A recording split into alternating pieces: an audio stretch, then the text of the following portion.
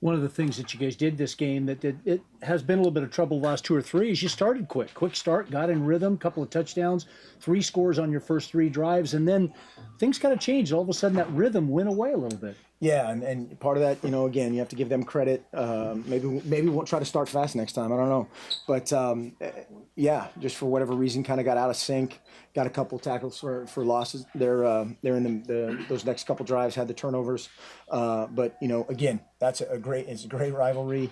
Those guys brought it, and it was a really good college football game. And you talked about it, a couple of self-inflicted wounds, if you want to call it that, the fumbled punt return and then running into the kicker that kept Oregon State around. But again, your team responded, which is exactly what you wanted to see them do. Absolutely. We knew it was going to be a battle. And great prediction on my part. We knew we had to take care of the ball, and we have 3 turnovers in the first half. And just again, a lot of things that we could have, would have, should have done differently, but they happened. It's 0-0 game at halftime, and you finish the game. One of the things Oregon State did to keep you a little bit off balance is they ran the ball pretty well, which made it tough on your defense. They did. And again, that was something that we anticipated, kind of their same thing that they did to Arizona State and a couple of opponents in their little 3 tight end package, and they did a good job of it. And again, that's where we need to adapt and adjust and do a couple things differently, tackle a little bit better. But yeah, they did a nice job of that. I don't know what the time of possession was, but I'm sure it was offset. And yet your team ran it very well, too. I mean, you look at Thomas Tyner, goes 22 carries, 140 yards, his first one. And, as a freshman, pretty darn good in the Civil War game. DeAnthony gets 88. Josh Huff, his last game here at Autzen Stadium, huge game, 9 catches, 186 yards, 3 touchdowns. Came up with big play after big play when you really needed it. He did. He's a guy that's obviously had a much maligned season in some circles, and really great for him to go out in that style. And our whole senior group, it's an incredible group of guys, and for them to go out like this with a win first and foremost, but in that fashion will be, again, something they'll never forget. And when your defense had to make the final stop is exactly what they made.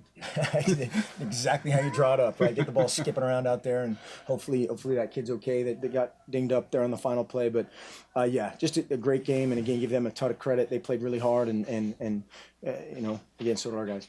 10-2. Now it's wait and see time. What now?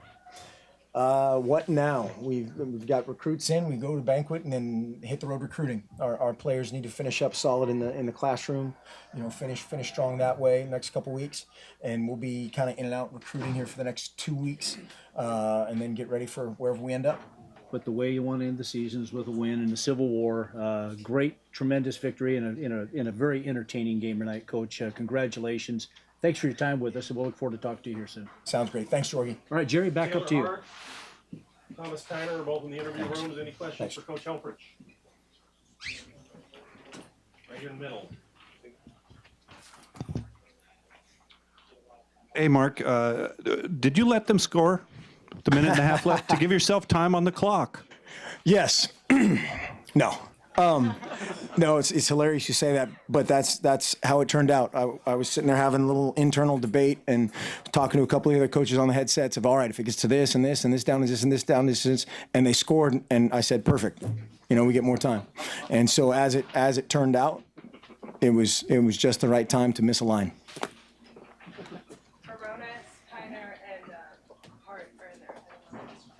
Next question. Right here. At this point, sort of, how do you feel about the morale and the heart of your team after a win like this, now going into December and getting ready to play in a bowl game? The heart of this football team, I would never ever put into question. The morale, morale is one of those things. It's a kind of a huge word. These guys love to play football. And that's why, again, when we talk about the Arizona loss, a very uncharacteristic performance, and like I told you last week, you can put that 100% on me. Those guys, especially this group of seniors, are just an unbelievably great group of guys.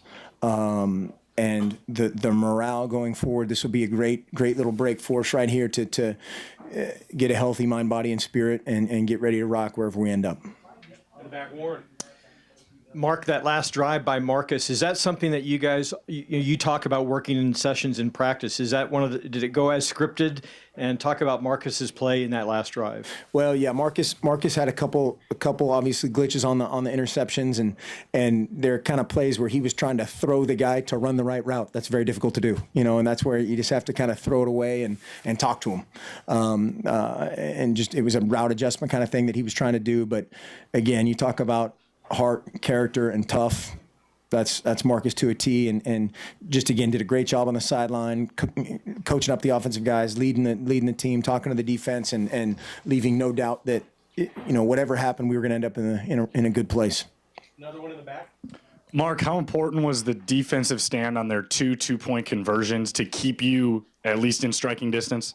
Huge, huge, and that it keeps you in striking distance. In depends on obviously the time of the game, but could be a field goal game, could be not just it just changes things a little bit.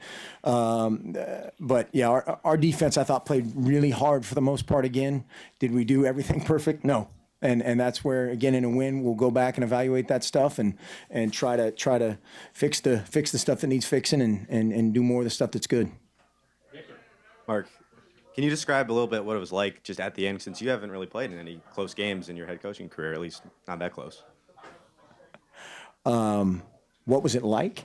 You try to go back to exactly what it's like in practice. We do that type of situation literally every day, both from, and it's just different scenarios every day of you're up by a touchdown, a field goal, this much time, that much, whatever it is, no timeouts, two or three.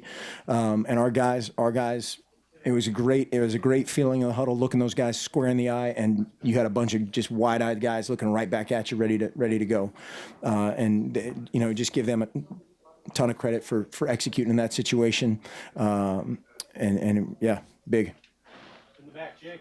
Mark, what does it mean to you on a personal level for Josh Huff to play the way he did in his final game here at Autzen Stadium, coming up with a game-winning touchdown and 3 touchdowns, almost 200 yards receiving? Well, yeah, I think he had something to prove, so to speak, of had a couple rough games and obviously said a couple things that he wishes he would have said differently. But again, that whole senior group, it was like a jab, right cross, left cross. I don't know how you box, but when hitting Taylor, Hart, all the H's, Haynes, Hart, Hawkins, Huff, all came at me in that senior day introduction. That's a lot of great memories, and those guys are just incredible contributions in many different ways to this program, and yeah, he ended it the right way. Any more? Right here. You guys had a tough month. And when you look back at the beginning of the season and this last month, what was different about you guys? Because you had to struggle today to win this game, and early in the season you were humming. Well, yeah, there's a lot of factors that go into that. How long do you have? And for many different reasons. Today we were a little bit shorthanded for various reasons, and those guys that were out there played their hearts out. And again, our guys' standard is very different from everybody else. Somebody was talking earlier. If Arkansas would have beat LSU, that would have just proven how deep the SEC was, right? If we lose to somebody, we need to blow up our program. And somewhere in between is the reality of that. We're going to look at this exactly like every other game, and again try to fix what needs to be fixed, and improve upon what we do well.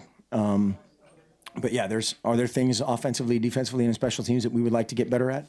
Absolutely. Would I like to coach better? Absolutely. Theodore Mathis is in the room. Any more questions right here? He's fast. I want to get there. Hey, Mark, congratulations on a great first season. From the southern end of the state, you've built up the fan base pretty big to take over the head coaching job up here. Have you felt some of that love from the Central Coast and from the southern region where you came from?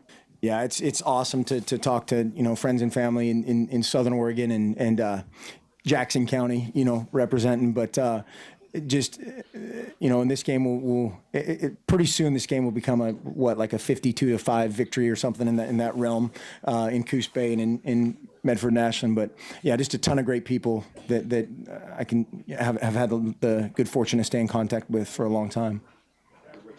Warren? Mark, how much play calling did you do in the second half? Any at all? And maybe Frost? talk about how Scotty did in his play calling today. Yeah, again, you know my theory on that. He called all the good ones, and I called all the bad ones, and our players executed all the good ones. But you know, all that stuff again. We'll go back and talk about what we woulda, coulda, shoulda done differently, more of, less of, in the coming months. Right here, back here. Marcus is waiting, so we want to wrap this up. One more question. Coach, Ooh, double mic. he already asked the question. In any way, does your team benefit more from a game like this and had you guys won by 30 or 40? I think you learn some things about some people. We had 2 guys suspended today. Eric Dargan and Troy Hill were both suspended for a violation of team rules, and the guys that stepped up you found out about, and the guys that looked their teammates in the eye you found out about. And so in that regard, these are fun ones. They're not much fun in that locker room, and again, you should give them a ton of credit for playing a great game. And I've been in that locker room, and I know what that's like. But yeah, I mean, it, to a certain extent, it's not as much fun as early, but we'll take it. Thanks, Coach. All right, guys. Thank you. Books.